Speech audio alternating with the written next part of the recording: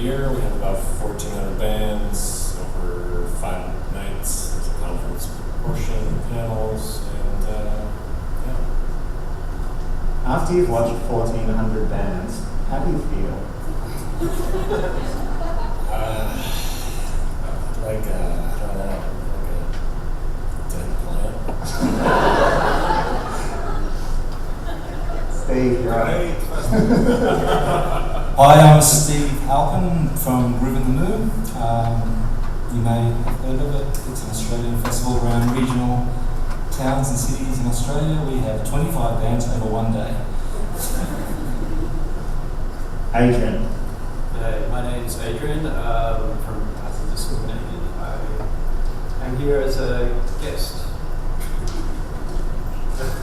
What's your festival called? What's my festival called? Music Won't Save You. Okay. How many people? How many people? Well, it depends on the economy. Probably between 10 and 20,000. Tell me, do you think the election result is going to affect your festival? Yes, very much so. We were lucky because one of our headlining acts is Craig Emerson. So now he's got a lot of free time. He can put that into his stage show. And when you offered for Pearl Jam, before they confirmed the big out, how much did you offer them? Well, we kind of went for an in-kind sort of payment system. Chloe, over to you. Hello everybody, I'm Chloe Goodyear. I'm from the Woodford Folk Festival, which is about an hour up the road. We are about 450 acts, 3,000 individual artists over 6 days, on 500 acres, 22 venues, and it's pretty fun. Do you ever get lost at your own festival? Not anymore, but in my first 2 years, yeah, I did, because we kept moving venues around. Yeah. Steve, let's knock it out. We're going to see however many we can get through.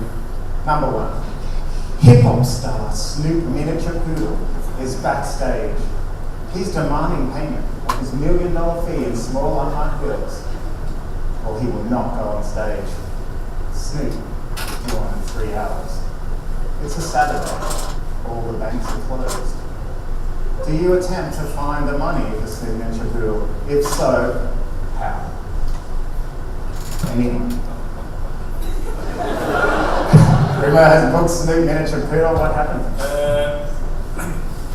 Actually, it was only about $10,000 at that time, but it's actually the precise scenario. I had that band, and they were not Cash? on stage.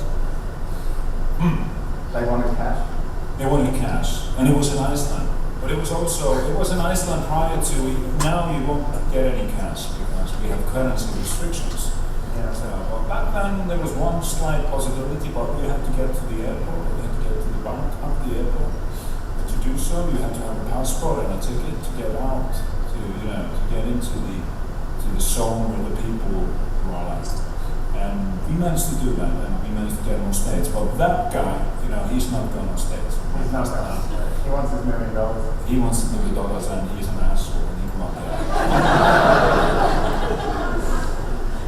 Anyone else have a solution for Snoop? Yeah, I vote record that whole conversation, set it viral, explain to the fans why they're not going to get to see Snoop. Because he's not playing. I like that. Best answer I've had for that one so far is give him weed. Maybe we could arrange that. Yeah. Classic rock band Puns and Noses are so late headlining your festival that they only have time to perform a single song before your curfew. It's an amazing song, but it's only 4 minutes 33 seconds long. Few people start politely asking you for refunds. Do you give them? Adrian.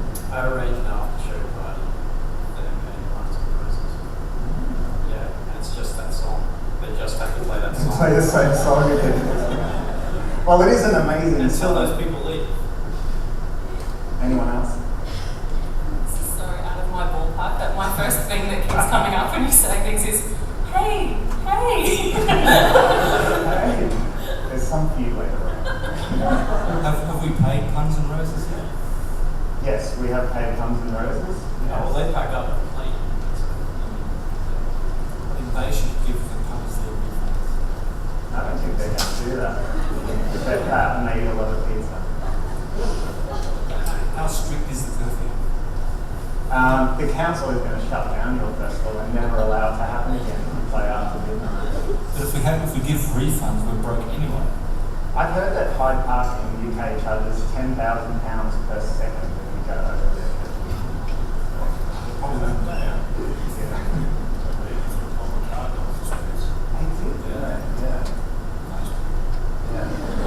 I once saw The Cure perform unplugged at Coachella, same as Oh, yeah. Steve, what's later? Scientists have discovered a way to bring back musicians from the dead.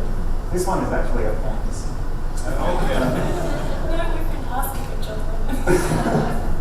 The Beatles, with their full original lineup, are now available to headline your festival. For a million dollars.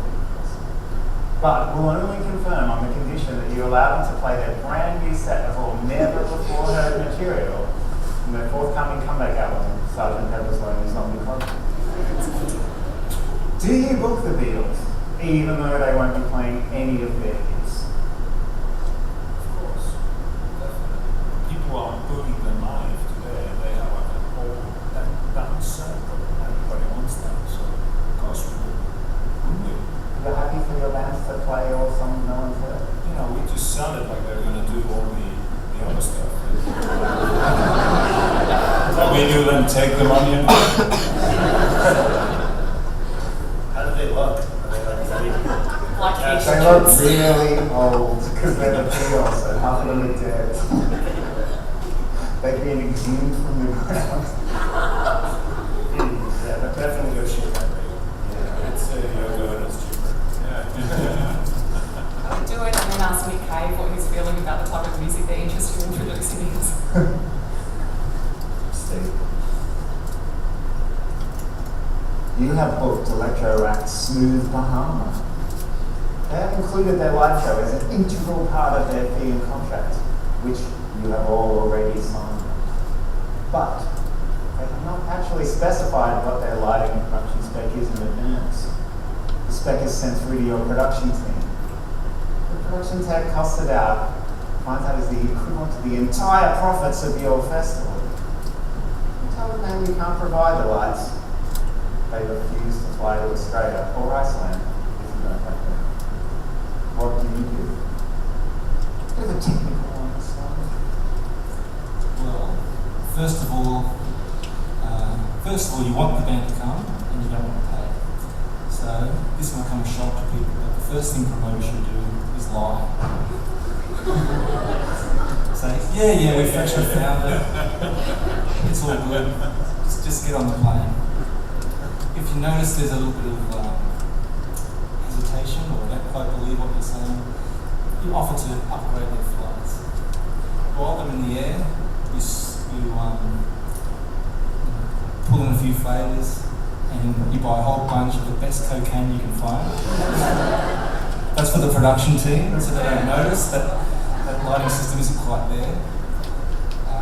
Give the rest of the band, and so by the time they get on stage, they don't realise what the hell they're doing, and it's all good. Has anyone else signed a contract for a production spec that you haven't been sent?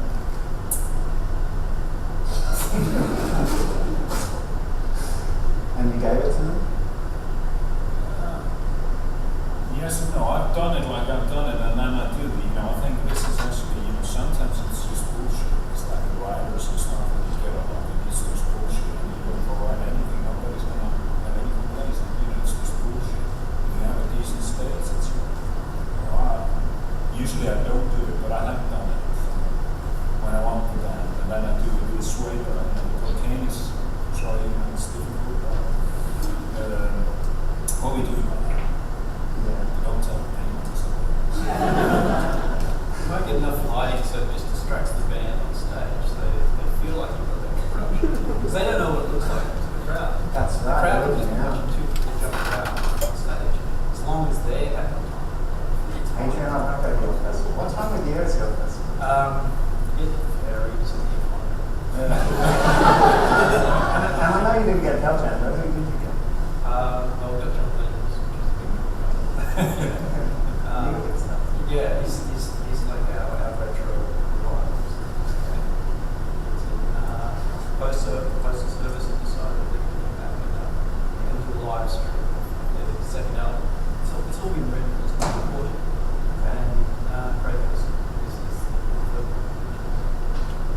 Something for everyone.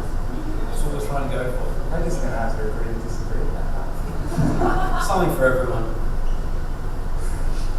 I would just tell Smooth Banana in the Bahamas. Your sets at 4 p.m. before the sun. Oh,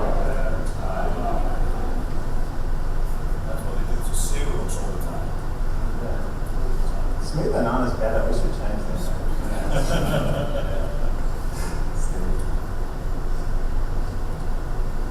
Z-Fest, a new touring festival, is sponsored by the new Coke Z drink. It sells out in 1 second, early 2013. Pepsi approached you to be the naming rights sponsor of your festival, and they will pay for the entire lineup. But they insist one of their acts must be their ambassador, Justin Bieber. What time and what stage do you have him perform on? I would like to throw this to the Americans, because I can't see Justin Bieber on CMJ or so where do you think?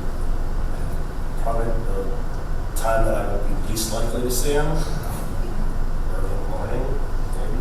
Yeah. Be time to drink some Coke. What's the Coke for earliest? breakfast. What's the earliest time you can put a band on without, making them feel upset? Depends what day. If it's a weekend, probably like 1 o'clock, but weekday, yeah, you gotta keep it like 6 to 8 o'clock is the earliest. Yeah, 6 a.m. Well, for Justin Bieber, yeah, 6 a.m. I'll be sound asleep. Justin Bieber's going through some tough times. Man, I would have him probably play Reggae Club. You do have a reggae club. Sure. I have one now that Pepsi's on board. Chloe? On 5 minutes before curfew. We have a children's festival, so Awesome. Bieber would do well. Main stage? That's a big yeah, the Starlight Theatre. Adrian, I'm sensing the Postal Service Justin Bieber combination might compromise your creative vision for your festival. You're wrong. I think what we're about at Music Won't Save You is really pushing the idea that music won't save you. It's the experience that you get from getting outside your comfort zone that's going to save you. And Justin Bieber really speaks to that ethos. So you know what, he could fit into anywhere in our program.